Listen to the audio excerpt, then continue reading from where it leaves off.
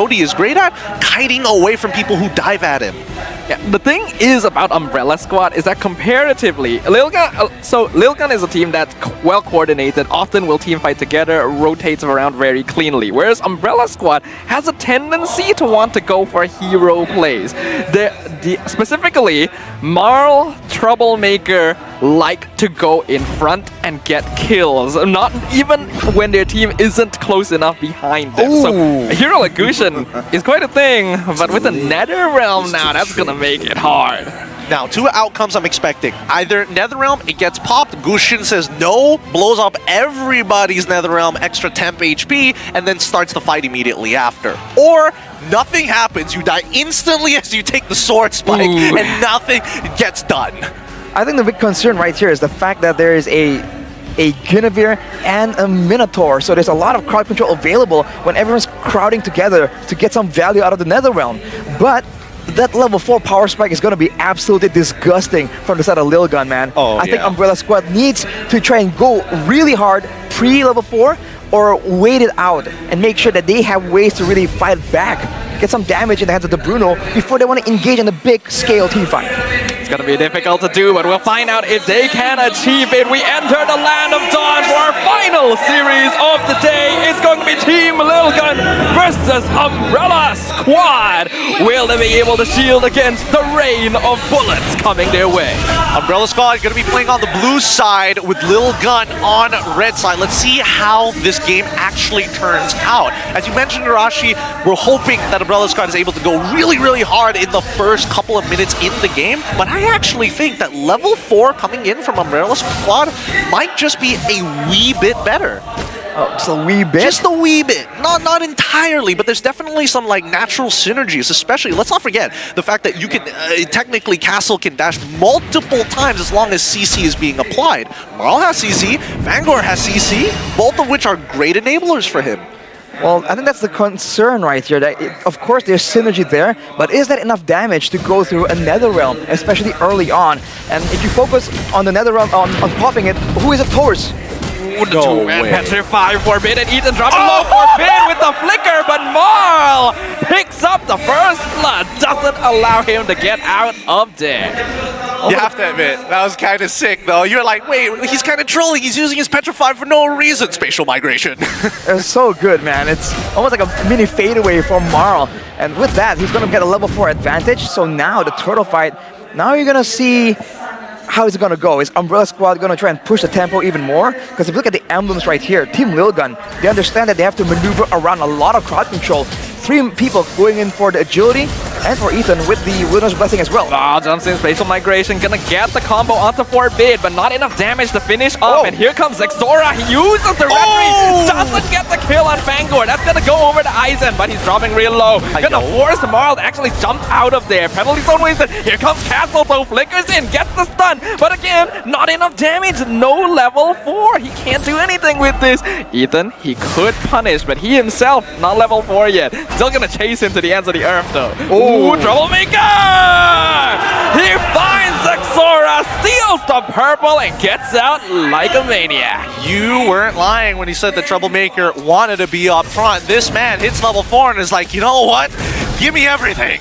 The awareness to go for the jungle right there too, man, with Team Lilgun just over chasing, but now they're going for a fight again. Yeah, that's gonna be Violet Requiem onto Aizen. Beautiful combo, not allowing the Turisla to do anything. Marl secures the turtle. They are looking clean. I mean, the layering of the CC so far, the overall game sense coming in from Umbrella Squad. Our predictions might just be, it might be wrong this time around. Might be a bit different, but Team Lilgun, they're just fighting in different areas at the same time. They're really going for a decisive 5v5, so I think once that happens, there's a better potential. But for now, it's Umbrella Squad all the way, just making the solo plays happen and pulling Team Lilgun away from each other. The real question is how long is this laning phase actually going to last? Some people like to actually... Ooh, Exora nearly dead, but NetherRealm saves him, keeps him alive for now. They get the pick off onto Troublemaker in exchange for the Martis. Vanguard gonna get picked off. That's gonna go to a double kill as Bebe Bebex finally punishes Umbrella Squad. So speaking about lanes, I was about to say that at least for Castle, he doesn't really get too much, but Marl has 2 kills. But this time, Bebex actually coming out huge with those 2 kills and a EXP lead currently onto Black Marsh. This is only going to get worse. I mean, you pick the Bruno in order to get a dominant laning phase. With the Brody picking up 2 kills right there, it might just swing the whole lane in a different way for Team Lilgun, and that is what they need if they want to have this roam situation here. The winning laners can really set up for a perfect dive under the turrets. So far, so good. Troublemaker making sure that he's not giving any shutdowns here or another kill over to Team Lilgun. He did just complete his Genius one, so we expect him to do some work. Marl, he's got his eyes on Ethan here. They're trying to gank the gold lane. That's going to be a lot of tower gold taken by Black March there. Umbrella Squad going to make the wise choice to not dive too deep. I think that's the big problem right here for Umbrella Squad. I feel like they were trying to push the tempo and go for dives, but with the Netherrealm just lurking around the corner, it's so difficult, especially because it's in the hands of the roamer and not the mid laner. He can just stay in the back, and Umbrella Squad don't really know exactly where he is. He can just wait for the right moment, and if Umbrella Squad overcommit, that could be the end for them, as now we're looking at another huge team fight, maybe 4v4 without the gold laners. It's gonna be scary here. Hilm, Lilgun gonna be the ones in position. Castle gonna be holding on to that final slash, waiting for the best combination timing with the Minuan Fury. Gets it, goes for it, pushes Exora out of position. Eyes in, penalty zone misses. Netherrealm comes out, Turtle dropping 40%. The 2-man facial migration. Exora is picked up, Turtle is secured by Marl. Double kill for Troublemaker, and a killing spree for Umbrella Squad to top it all off. So, like, is that like enough damage, or are we talking a little less there? I mean, I feel like the damage is definitely there, especially if they're all stacking together, man. Multiple people hit by the spatial migration, setting up for a huge Minuan Fury, and then this Troublemaker just blasting everyone out. Yeah, honestly, it's pretty surprising that Troublemaker is actually getting away with a lot of this. I think that Umbrella Squad, especially in terms of like the adaptation in the earlier stages, is like, let's play off of the people who actually have a lead, and if we need to use Castle to just maybe sacrifice a little bit of EXP, maybe his body, just get the final slash down and start something against Lilgun, get them to commit. Troublemaker though, he's looking for the chance. He swaps Bebex, the flicker. Will it save him? Corrosive Strike is a torn apart memory. They trade for each other, but Bebex gets the shutdown, and now Exora is on a decimate streak. Picks off the cow, chasing down Black March. Castle looking to get the defense here. Flickers in, stuns up Lilgun to make sure that the gold lane no longer threatened, but it's Castle himself who's in danger. He's regenning a lot, but he's gonna eventually fall. Penalty zone finds Black March over the wall. Netherrealm allowing Lilgun to continue the pursuit, and Marl will be able to keep his gold laner safe at least. That's a chaotic fight from both teams. And for Lilgun, see, when they use the Netherrealm reactively properly, they do come out ahead. In the turtle fight earlier, they're forced to use it a bit early, but look at his play! Troublemaker! He finds the Violet Requiem, somehow Troublemaker actually getting a 1v1 kill onto Forbid. In the meantime though, bot lane Marl dropping real low, misses the decimate, and Exora gets picked off as a result. I don't know, I feel like Team Lilgun right now are miscommunicating. Like earlier when they were trying to go in for those fights, yes, they were using it reactively, but at the same time, the Terizla had already caught... Oh, wait a second. Does he? No, he doesn't, right? Ooh, I'm waiting for it, but no, he's not gonna dive too deep there. He knows that he's worth a good bit of money right now with his killing spree. Yeah, and I'm assuming he's calculating the body of the Smith as well. The lower he gets, the tougher he is with that DR. But in the meantime, right, I feel a little bad for Castle. Every single time I want to be part of the fight. Well, how much EXP do you want to sacrifice? Well, he starts a fight, 2-man final slash into the Minuan Fury, stolen by Forbid as a defensive play. Even Netherrealm actually used kind of early. This sets up for Marl. Violet Requiem onto Aizen. But here comes Bebex. He's doing some damage, making sure the Umbrella Squad cannot get an easy pickoff. It's just so dangerous for Lilgun right now, because at every single moment, Troublemaker outputs the damage so early. He's baiting a lot of crowd control, and even the Netherrealm from Team Lilgun. So they have to be a bit more aggressive almost in order to know exactly when that Netherrealm needs to be used. They cannot allow Umbrella Squad to be the ones to decide when the fight really breaks out. Yeah, I don't think they're going to get to that point just yet. I think that Team Lilgun is going to have to just sacrifice this early as they transition into the mid to late just to get some magic resist, because nobody can technically open up the map reliably because the Troublemaker basically one-shots anybody who checks the bush. Ooh, they find Black Mars here. He's gonna force the flicker out. Ethan actually not quite able to connect the Shadow Stampede, so the Bruno will survive, but the Tier 1 tower won't. Seems like right now, Lilgun are like splitting and they're not really sure where to play around when they have Bebex with a 3-kill advantage. But look at Ethan. Ethan might get spotted out. NetherRealm used quite early again. Minwin Fury finds one. That's gonna be NetherRealm used up, but Fangor dropping low. Zexora, can he get the Decimate? Yes, he does. That's gonna be a dead cow on the side of Umbrella Squad. And now Team Lilgun are looking for more. That's the double kill for Zexora. He spots Castle. He wants it, but he's under the tower, so he should be able to get out. Torn apart memory, throwing him real low. Just one hit from Def. Violet Requiem trying to zone out Lilgun. Troublemaker goes in! 4-man Petrify!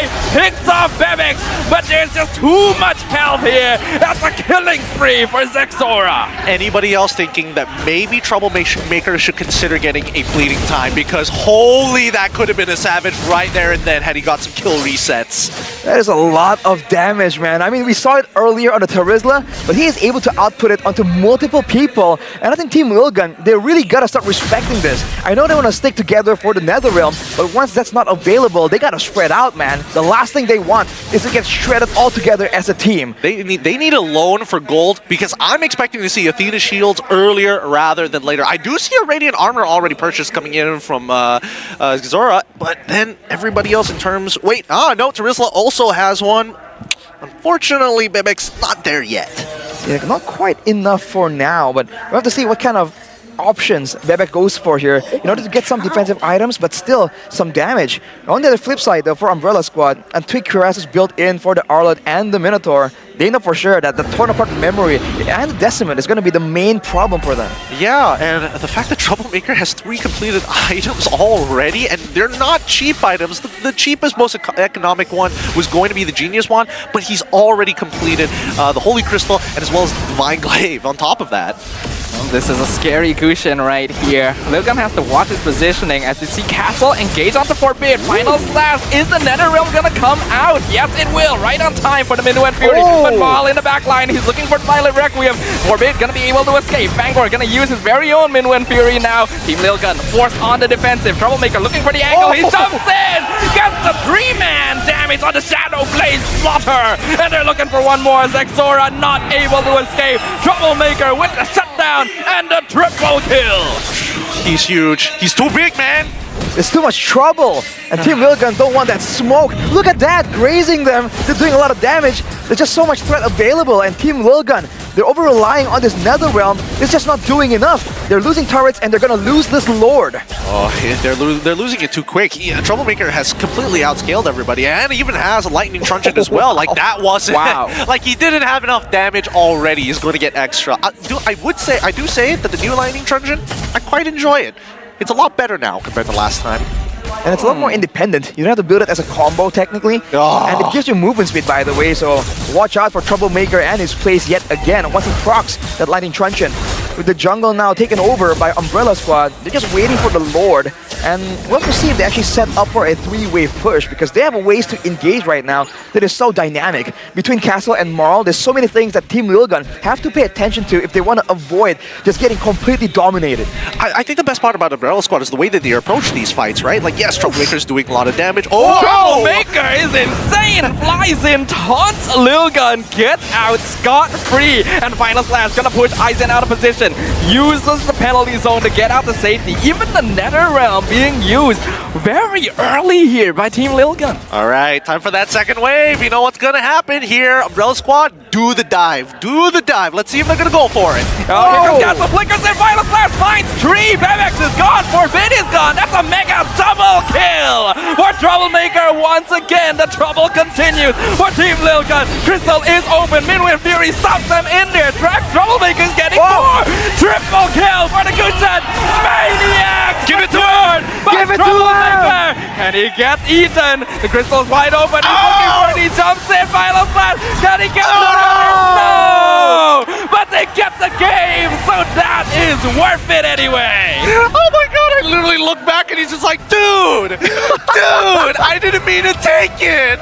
And Troublemaker's looking over at Maul like, bruh, my Savage, that was a great game coming in from the Umbrella Squad. We haven't seen a Gusion in so long, and once we do, what do we witness? Absolute destruction. Woo! Troublemaker, man.